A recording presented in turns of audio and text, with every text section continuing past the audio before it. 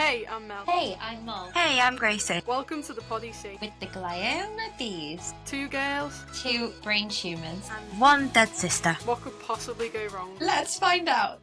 In today's episode, we are in conversation with Gracie Nuttall, who's an advocate for the Brain Tumour Charity, the Be More Laura Foundation, and the Sibling Support Charity. Welcome. Thank you so much for joining us. We're over the moon that you're here on the GlioBabes podcast. Obviously, Mel's just briefly said who you are, but we'd love to hear from you. Can you introduce yourself? Tell us about you and why you're here, essentially. Well, I think Mel's just done a very good job. So yeah, I'm Gracie. In 2023, my sister Laura died of an aggressive brain cancer, glioblastoma. I would say since then, far before Laura died, for her whole diagnosis, she was a massive advocate for the Brain Tumour Charity, research into brain tumours for anything she could, really. She was also a young ambassador for the Brain Tumour Charity, and very much like anything she did as a family, we were all involved in it too.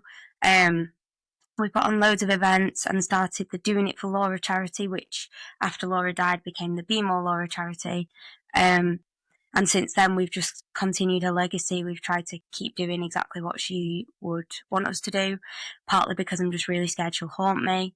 And yeah, since then it's collected other charities and other causes that we now fight with. The Sibling Support Charity is a charity that I now work for, which is an incredible charity, helping bereaved siblings, particularly young children, but young adults as well.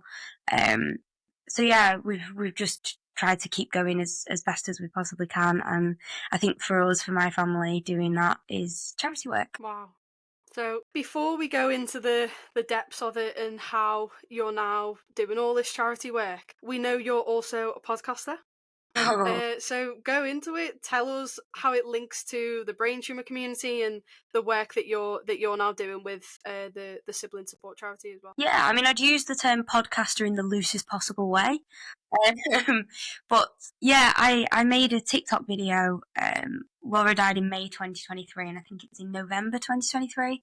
And it was mainly to just raise awareness for the symptoms of brain tumours and to tell Laura's story, really. But for some reason, it ended up getting quite viral. So it got picked up by news outlets and things like that. And I was invited to come on BBC Breakfast again. And they said, do you know of any charities that help siblings? And I didn't really, but there'd been a charity that had contacted me quite early after we lost Laura, asking if I would do an interview for them.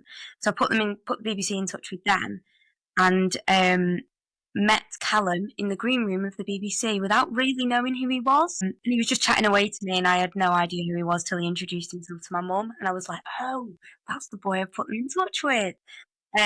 So we did the BBC Breakfast segment together, and then we went for vegan sausages afterwards, not me, him, and had a nice chat, and just literally there and then decided to do a podcast.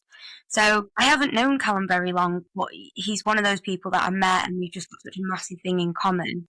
And at the time, I didn't really know anybody else who'd lost a sibling. So it was just really lovely to just get friendship from that. And then, yeah, we sat down, put some mics in front of us, and waffled on, really, and the rest is history.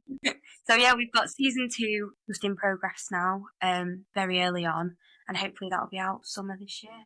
So, Gracie, I've listened to the podcast. I love the podcast. I haven't lost a sibling. I don't have a sibling that's unwell. I feel on the other side of it. So it's very interesting, feels like a weird word to use. But it is interesting to hear, that side, that different perspective, and be aware that actually, you're a similar age to both of us, and that can happen to anyone, unfortunately. So I've heard what the podcast's about, and I've heard your interviews and everything. But on your side of it, then, how do you think sharing your experiences on a podcast, which anyone can hear, a bit like this one, has kind of impacted you and helped you kind of come to the terms with the reality of what you have faced with losing Laura and everything that's come with that? Yeah, I mean, I'm sure you guys will feel somewhat the same, but it's a weird one, isn't it? Because in a lot of ways, it's really cathartic. I find it really nice to be able to talk about Laura. I think that's why me and my family do what we do, because it's an excuse to talk about her, really. But at the same time, it's absolutely terrifying, because I think certainly when we're sat in that studio, you almost get lost in it and you forget that there's cameras there and there's mics and stuff. And it's not till sort of you watch the final version that you're like, oh God, anyone can see this now. And it's, it's a good thing, because so many people have reached out and got in touch to say how it's helped them and stuff. But I think it's also equally as terrifying in that, people know parts of you that you wouldn't ever tell them, really, in any normal circumstance. And when that gets brought up to you, people who I don't know that go, oh, I watched your podcast, and when you said this about this, it really moved me. And I'm like, oh, you don't know me, but you know that about me. It's really scary. But no, it's definitely really cathartic. And I think in ours, the first 2 episodes where we sort of go into depth about Callum losing his brother and me losing Laura, they were really tough to film, and emotionally they were exhausting. But watching them back, it's almost nice that that's preserved, because I think I already forget parts that I've said in that I now wouldn't necessarily remember, if that makes sense. So it's nice to have that recorded, but yeah, equally terrifying. It is amazing though, isn't it? And in terms of the podcast, and like you said just then, people have reached out and they've messaged you and stuff. Is there any feedback from your podcast that's resonated with you the most, coming to terms with the loss of your own sister Laura? Yeah, I mean, we were really lucky in that we got a lot of publicity from the BBC and things like that. So the reach of the podcast, particularly the first 2 episodes, was massive. And so many people reached out to tell us things. There were people who were saying they were in their 50s to 60s and had lost a sibling when they were much younger, and had never really talked about it, because I can't speak on behalf of grief generally, but certainly sibling grief isn't something that's talked about very much, and certainly wasn't then. And a lot of people who've said that despite it's been however many years, they've found that the podcast has really helped them, which is incredible, because that is absolutely not something that we thought would happen. There've been some absolutely heartbreaking stories from people, and some people who kind of tell you their story, and then they don't expect you to sort of do anything with that, but it's just nice to be able to tell someone who understands. And I think it's just making that, it's weird to say community, but yeah, that community feel seen, and raising a conversation about it. And I think my own mum lost her sister when she was 4, who was also called Laura. And it's been nice that through the podcast we've been able to talk about that a lot more. And then obviously she came on the podcast, which was really nice as well. And it's things like that. It doesn't matter how far the reach is. It's just lovely that people are listening to it, and people who are still listening to it now, even though we've not released anything for a while. It's just really lovely, and we've been moved by the amount of people who've got in touch. Really moved. So lovely. Yeah, I'm a big fan. I know I've said that already, and I probably will say it again this episode, but I am a big fan, which again feels weird to say, because like with this podcast, we try to keep it really happy and funny. That's really tricky, because it's such a tough topic, and something that many people shy away from. And we experience that, but it feels weird to do that for something so serious. And it's finding that balance. But, I feel like I've learned so much from the first series of your podcast, and I'm really looking forward to season 2 as well. And losing a sibling at any age is unimaginable for anyone and everyone.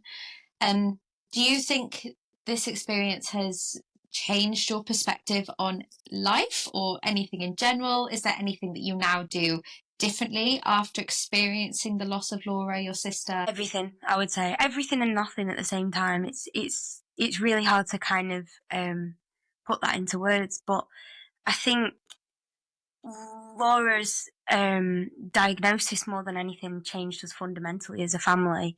You kind of almost sleepwalk through life, and you think, when I get to this age, I'll do this, or when I get to this stage in my life, I'll be doing this, I'll be happier, when I lose X amount of weight, I'll be happier. And I think we're all guilty of doing that to some extent. And when Laura was diagnosed, it was almost like smack into reality of, you're probably going to lose this person, and deal with it. So Laura, I mean, as you know, was very much so, right, well, I'm making a bucket list. I'm going to literally rinse every part that I can about however much time I've got left. And she kind of almost led by example. I don't know how we would have been had she not been like that. And I think when Laura died, we just had to carry on doing that, really, because there wasn't another option for us. So I think it's definitely made me more spontaneous. I try to say yes to everything. I try to do things that are out of my comfort zone, and I think that's something that, I mean, we've always got Laura's voice in the back of my head saying, just do it. What's the worst that can happen? Just do it. Why not? And I think that changes you as a person. And I think it's also hard because there's so many things in my life that I want to tell her about and I want to ask her opinion on, and she's not here to do that anymore. And it's so easy to fall into almost a tunnel of just thinking like that. And I definitely struggle with that, to try and like almost pick myself up and say, you can't think like that, because you just will fall and never get back up, in my opinion. But I think it's also changed nothing at the same time, because I still feel like that 16-year-old who was told that her sister was going to die, and I still feel terrified that my whole family will die sometimes. And I think, and that's quite common in siblings, from what I found, that as much as losing that person has changed you in a lot of ways for the best, it's also destroyed so much in your confidence in life. And I'm sure you two might feel that to an extent as well, in that knowing that something like that can just happen out of the blue, it makes you scared of what else can happen out of the blue. I don't know whether that makes any sense at all, but I feel like I feel that a lot. 100%. And I mean, you've said it yourself there, like when someone gets diagnosed, be it yourself, a sibling, or whoever, it does make you realise how short life can be and how short it is. And I think that's something that people don't necessarily think about unless they are faced with something like this. And it does bring you back to reality and the shock of how quickly everything can be taken away.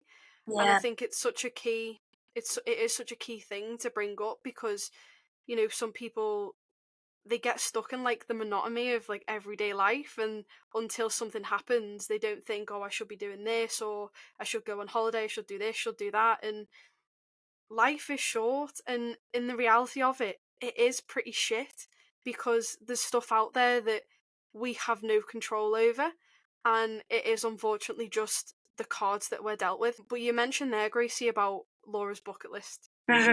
So for those who don't know about the Be More Laura Foundation, about Laura herself, give us an idea of what was on Laura's bucket list. So Laura was, and still is, my absolute favourite person in the whole world, but she was bonkers. And some of the things on her bucket list wouldn't have even made it on my bucket list if I had 100,000 things I could pick. She wanted to drive every vehicle she possibly could, because Laura loved driving and she'd obviously had her licence taken off her. So she decided that anything that she could drive, she was going to drive. So she drove a digger and an underground tube, a helicopter, a monster truck, a motorbike, anything you could possibly drive that had four wheels, even a boat, a Navy, Army boat, something like that. She thought it was on the list, something that she could drive on the list. No way. She also wanted to have lunch in a prison again. What? Don't know. You know what? I went to that one and I quite enjoyed it. It was really cool. It was an experience. You should check them out. They're called Clink, and you get your meal cooked by prisoners that are all kind of being reformed. It's amazing. No way. She did. Oh my god, what else did she? There were some really cool things. We met Michelle Obama, which was amazing. We met Gillian Anderson. We went to lots of different sort of theatre performances, things like that. Trying to think what else she did. She went on safari to Africa, which didn't get invited. She stayed in loads of cool hotels. I should have written a list, because honestly, the amount of things that were on that bucket list. One of the things that she didn't do that was on the list that I'm so glad she didn't do was she wanted to go in a sewer. What? Be on your bucket list? No! No. Things I want to do. She honestly, the amount of things that were on the list, we should really publish the whole list because it just got crazier and crazier. And then people would say, "Oh, do you want to come and do this?" That wasn't on the list, and she'd go, "Yeah, I want to do that." So she went and had a tour around the Uncle Joe's mint ball factory. So all slightly random, but very, very Laura. She went fishing with Bob and Paul, if you've seen their fishing show. She loved that with my dad, so they all went fishing together. She did the most random things. I got invited to most of them, but most of them, like standing on a Royal Navy ship for about 6 hours on the Liverpool Ship Canal in the middle of January, wasn't really how I wanted to spend my day. So some random ones were slightly less appreciated by me at the time. But no, she had some really, really cool things on there. And my mum, I have no idea how she made so many happen. And Laura was also having treatment in Germany when the COVID lockdown happened. So it wasn't on the list, but it was quite a cool thing to add. Through my mum's sheer, I don't even know what you would say. I call it a scrambled beg, but I don't know what the official term would be. My mum managed to get us a private jet to fly out to Germany multiple times across lockdown, which wasn't on the list, and it wasn't a bucket list experience. It was just for her to get her treatment. But I did enjoy that, I will say. Off the back of that though, and you keep talking about Laura's bucket list and we're describing how short life can be, has that inspired you to make your own bucket list? I've got a bucket list, yeah. I think a lot of the generic things that people want to do. I've skydived. That was one thing that we did together that was definitely on the list. One of my main things is to run a marathon, which I'm going to do hopefully in October. And me and my mum last year walked the I always say it wrong, Camino de Santiago, which is about 280 kilometres from Portugal to Spain. We just decided to do that, and it was one of the best things I've ever done in my life. And then off the back of that, we said, well, it's Laura's 25th year. Why don't we try and do 25 challenges, aim to raise 25 grand for sibling support and for the Be More Laura Foundation. And that is in progress now. We've done 3 of those things, and they're all terrifying and slightly random as well, which I think Laura would approve of. So we've got things like probably holding a tarantula, which I'm absolutely not a fan of, I know. Jumping off a tall building safely. Doing obviously the marathon. There'll be some like half marathons in there, some wild swimming, some random things that we just think Laura would approve of and would think is a good idea, with the aim to obviously try and raise a bit of money for some really good charities. That's such a nice idea. I was thinking like bucket list. I'm going to ask you, Mel, what's on yours? But I was thinking like, yeah, it's going to be something cool. But you've still got like charity at heart, and it makes sense and everything. But I was just like, I was going completely off there. I was thinking like meeting Taylor Swift, right up here, but we're trying to go for achievable. Say that again, just in case she hears the podcast. Meeting Taylor Swift, absolutely number one. Yeah. And I'm going to join you. I'm going to join. Not the same hair. We'll just related or whatever. Why don't we all just go sod it? Mel, what's on yours? Have you got any cool stuff? What's on my bucket list? So I do actually have a bucket list, but I don't know it off by heart. But some like mad things, like I wanna. This sounds really cringe, and I'm gonna say it out loud, but I want to have like an endless summer. So like travel to certain countries when it's hot there and try and have like an endless summer for a year. I think more than anything, the tan would be absolutely cracking off the back of it. What else is there? Like I wanted to see the Northern Lights, which I've now managed to tick off because I went to Iceland just before Christmas. Yeah, I don't think I have anything on there that's like wacky or weird, but maybe I need to reevaluate. What about you, Mol? Do you have anything wacky on there? Well, actually, not that crazy, all achievable, but I really want to stay. There's a place, and I think it's in Kent, and it's like you can stay amongst the giraffes, and like you can feed them and be with them. So that, and I also really just want to spend time with an alpaca. I want to meet an alpaca, but that one might be being sorted this year. So I can confirm I love alpacas. They're my favourite animal. Come and do that. There's a farm here that's got loads of alpacas. I'll sort that for you. Come up. Alpacas sorted. I don't know why and how that got on the list. I think that was you, Mel, actually, that influenced that one. I think it might have been, yeah. But I really want to do that, and I'd love to also ride a horse, because I used to do horse riding and then I fell off. laughing at me falling off a horse? Excuse Doesn't me. surprise me. You're both laughing at me falling off a horse. It doesn't Doesn't surprise surprise me you. either, to be honest. It's so That's crazy. 2v1. I'm allergic to horses. Never do that, which is really sad. No way. They are massive though, aren't they? They're massive. I like them. What's that got to do with it Yeah. being allergic? The bigger the horse, it doesn't give me a bigger reaction. It's the same reaction no matter the size of the horse. Yeah, so I fell off my horse and then I was scared to go horse riding again. And I just feel like I'd love to do that. It's really, really cool. So they're really basic things and they're all animal based, but otherwise, Was it I'd your love to go. No, absolutely not. No. my horse? And I thought, did you own a horse? And then you just No, it wasn't my horse, but we'll say it is. We'll keep it. That's fine. I'd love to go to the Cadbury's factory and Oh eat my all the god, have you chocolate. not been? The Cadbury's factory is insane. I've been like 2 or 3 times. I've been Definitely- once. Definitely an experience. I don't remember it at all. We need to start a list. We need to go and walk some alpacas. We need to, I don't know, ride a horse or Just, whatever it is. And we I need can't to do go to Cadbury's. Gracie can't do that. I can't do those. No, you can Well, walk just an you can alpaca hold the coats. alongside. You can hold the coats. Okay, so you've mentioned, Gracie, about the Be More Laura Foundation. So can you share the story and the reason behind the Be More Laura Foundation and its like core objectives? What are some of the most significant projects that the foundation's like undertook to raise awareness and funds for brain tumour research or charity or whatever that might be? Yeah, so the Be More Laura Foundation actually came from a letter that Laura wrote to a local primary school. They did like an inspirational letter that they gave to all their year sixes right before they left to high school. And in Laura's letter, which if I had in front of me, I'd read for you, but I don't. It was incredibly inspirational. And at the end, she says, "Be kind, be brave, be silly, be honest, be you."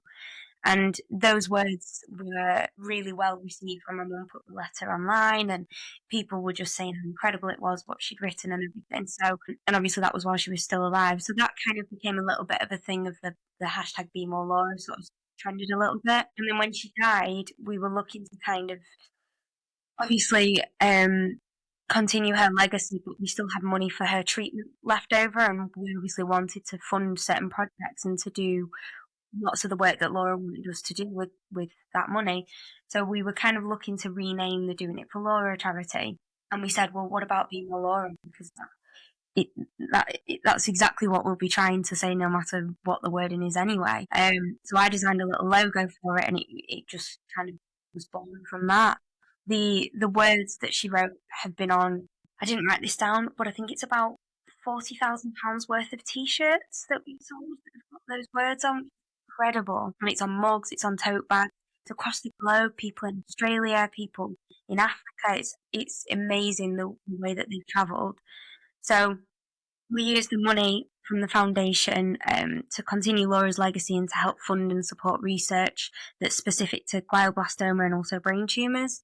So our plan really is to work alongside sort of major brain tumour charities and research institutions and try to fund projects with the aim of getting new treatments for brain cancer and sort of early responses and easier, kinder testing.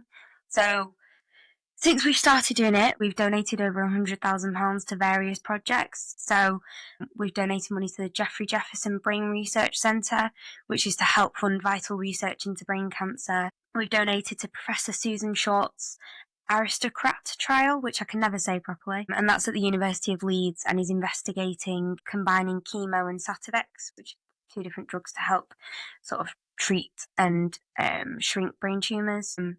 And we've also donated to Professor Chris Jones at the Institute of Cancer Research, which is sort of concentrated research into the genomic sequencing of brain tumours. And then also Manchester Uni have just created a scholarship in Laura's name, which is for her course, which is PPE, Politics, Philosophy and Economics. And that gets awarded to 1 student every year and funds them through their studies. Laura was so passionate about education, particularly for something like PPE. And I think she'd be absolutely made up with that. And we've just been told that they've just awarded the first one of those, which is incredible. Wow. Well, there's so many different things that we're sort of continuing to try and do with it. My mum is an absolute, I would call her a rent-a-gob, but people have probably got a nicer term for that. My mum is incredible, but she goes to so many talks. She's always in the Houses of Parliament, as you do, and just pushing for kinder, more effective treatments for brain tumours, earlier research, and just carrying on what Laura wanted us to do. Because, like I said, I am scared she'll haunt me if we don't. But it's incredible the amount that we've been able to do, and it's only really the tip of the iceberg. But we have so many more plans for things that we hope to be able to fund. And Laura herself donated her brain to science after she died, and that in itself hopefully should help with research and things, because it's just, I mean, you two will know better than anyone, we need to do so much more. It's ridiculous that when you read the statistics about how little they're funded and about the research into brain tumours, there's so much more to come with that. Yeah. And speaking of t-shirts, we do have we do have our Not only that, t-shirts on I've us. got my Doing It for Laura bracelet, which I wear every day. That's really that, honestly, I'd Yeah. known the logo was going to go so viral. I think I'd have put a bit more effort into it. It's shocking that. Look It's at amazing. it. I didn't know it was going to be quite as well received as it was. No, I think it does the message perfectly, and what's written on it, be honest, be brave, and all the rest of it, I think is perfect description of how people should be living their life. And as we were saying before, we don't know how short life is until we are hit with something like that, but it shouldn't take a diagnosis or something to happen for people to start being more Laura, to start living their life, to start ticking things off their bucket list. And I say it all the time, like, there's no better time than the present. It sums everything up perfectly, and now we're talking about the other side of it and the loss of a sibling. And yeah, people just need to live life to the full, and I think that's the biggest thing. And I've seen it in I don't know if it was an interview that Laura done, or I think it was your mum, and Laura was watching someone on TV and like they weren't eating the cake or something like that, and Laura was like, eat the cake. Just do it, life's too short. No, that's absolutely kind of what we've tried to embody. And I've tried to be brave this year now. I've been brave and silly this year. I've joined football, which is I'd always wanted to do, and I could hear Laura being like, well, just do it. What are you waiting for? Join football. And I'm running a marathon, so I'm like, I've done my scary, silly things. And yeah, just we do try and sort of stick to her words and what she would do, but she was also lazy sometimes and would spend a whole day rotting in bed watching things. So if that's what you're doing and that's all you can do in a day, that's brilliant too. Yeah. So obviously we know we're talking about happy memories, great things, and we know you'll hear this all the time, but obviously we are so very sorry that you've had to experience losing your sister, Laura, and it's unfair and it's wrong, and as Mel said, it's shit. Full stop. There's no buts after that, which we bring up a lot. We're like, it sucks. Full stop. There doesn't need to be anything after that. But on top of the impact that Laura's had, your mum and dad as well, as individuals, had such an impact on people worldwide, across the world. There are tens of thousands of people, probably hundreds of thousands actually, following your mum on social media and looking at what you do in the podcast and seeing you on BBC Breakfast. I remember turning on the TV like, oh my gosh, that's Gracie, when I didn't know you were going to be on there one time. And there's like, you guys have had such an impact as yourselves as well as individuals. So thank you to you as well, because that's, and again, I can't believe I'm going to bring it up. And we had a discussion about the words brave and inspirational and how we don't like them that much, but you've gone through something that you can't control, and you're choosing to help others and putting yourself out there in different ways, and sometimes reliving those things and seeing other families who are at a stage where you are at, knowing what's going to happen and how they're potentially going to feel and what the future's going to look like for them. But for you now, what do you envision for yourself, the family, the Be More Laura Foundation for the future in the coming years? You know, you've got this awesome challenge. What's next? What do you want to do with this? Gosh, that's a tough question. Yeah, I think our main focus this year is the 25 and 25 challenge, where we're trying to be as random and as challenging as we possibly can with that. And I think that helps. It gives you an outlet to sort of put all that. It sounds really cringy and really daft, but all that love that we have for Laura, it gives you a place to put all that, which is really nice. Gosh, for the future, I think the Be More Laura Foundation will be something that, as a family, we will always want to have and to keep going with. I think the aim would be to raise as much money as we possibly can and to fund as many research projects and do as much as we possibly can. I think if you're asking me what my ultimate goal would be, it would be so that no one else has to go through the glioblastoma diagnosis like what we did, and that would be if that's something that I could see in my lifetime, I'm happy.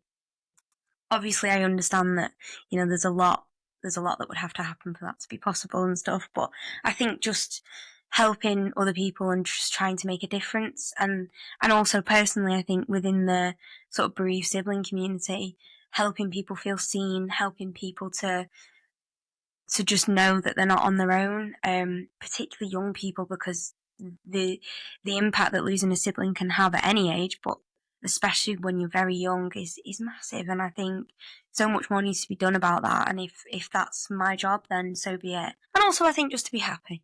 I think it would be nice to just be happy and content, and to be able to kind of always feel Laura. I'm terrified of forgetting things about her, and I think that's definitely a common thing as well. And because she's in everything that we do, I feel like that gets a little bit easier, because she's always there. She's at the forefront of everything. So I wouldn't ever want that to change either. But yeah, to just keep going. Maybe a season or two more of the podcast would be nice. You've said about raising money there so that all these things can happen. How can people get involved? How can people raise money for the Be More Laura Foundation specifically to go on to these research projects? Yeah, absolutely. I believe it's very easy to set up a page on Just Giving under us, if that makes sense, I believe. And the same for sibling support, but both charities have got their own websites, and everything really is on there. So it's the Sibling Support Charity and it's the Be More Laura Foundation, which I've just redone the website for at the minute. It's a work in progress, but we're getting there. So have a look at that, check it out. Amazing stuff, talented.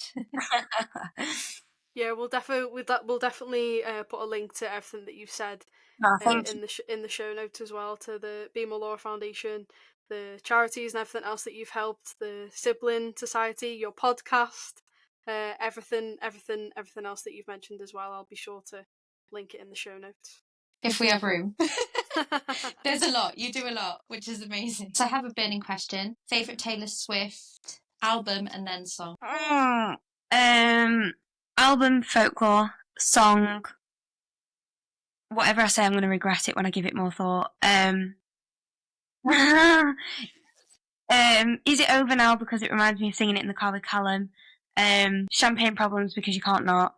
Bad Blood, because Laura hated it and it always makes me laugh. No, pass. I'll hate my own answers whenever I watch that back. They're good. I love that you gave reasoning as well. That's brilliant. What's your favourite Mol? You can't ask the question and not give an answer. I was worried then. I was like, if someone asked me this, Okay. Album. I'm going to get a lot of hate for this, but Midnight. I absolutely love it. Like, it's no skip. No, I respect that. I think that's a good answer. Yeah. And song, I do love Is It Over Now, but I'm obsessed with at the moment The Black Dog. I just can't. No, can I change my answer? Yeah, you can change. That whole album, every one of her albums reminds me of a different point in my life, and that reminds me of going on holiday with my mum. So it's very irrelevant, but still loved it. It's not irrelevant. I think that's great. I love it. Mel, what about you? Are you a Taylor Swift fan? I'm going to get hate for this. Leave. Hello.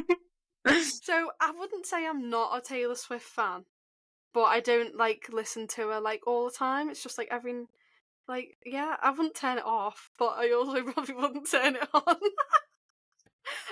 My favourite, I'm actually gonna have to look right now, guys. So I think my favourite Taylor Swift song. Let me just look up the names of those songs and No, I'm pick just one. going on Spotify for my like songs.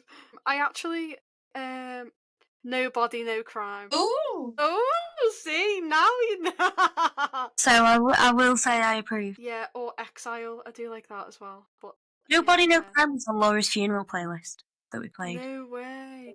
Her funeral playlist still goes off. Like, I listen to it sometimes. Are you willing to share with us some of what was on there? Yeah, let me pull it up. It was I made it, but it was all like just her favourite songs. So people What was her listening. favourite song like? She really liked Radiohead. She really liked. She was into quite a lot of the old stuff. She loved a lot of REM. I'm trying to find it now. It was very That's random. me Yeah. in the corner. We had Girl on Fire by Alicia Keys, which I still find quite funny because she was cremated. Song by Last Ketchup, Praise You by Fatboy Slim, Still a Weirdo by Casey Tunstall. I'm just ignoring you. We had Seven Nation Army, Janelle Monáe, The Smith. Quite a lot of Girls Aloud. She was a big Girls Aloud fan back in the day. Bit of Vampire Weekend.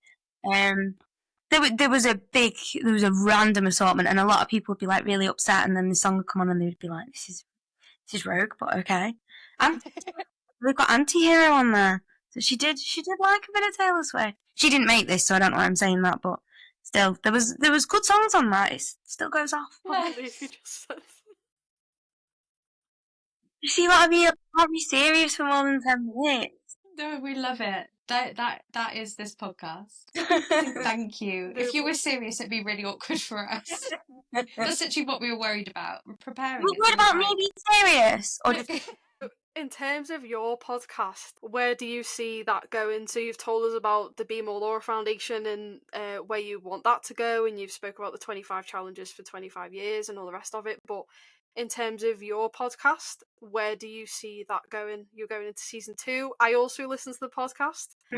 Very, very informative, and I know that's weird to say given the scenario of it, but it's one of those things that you wouldn't necessarily think about unless it happens to you.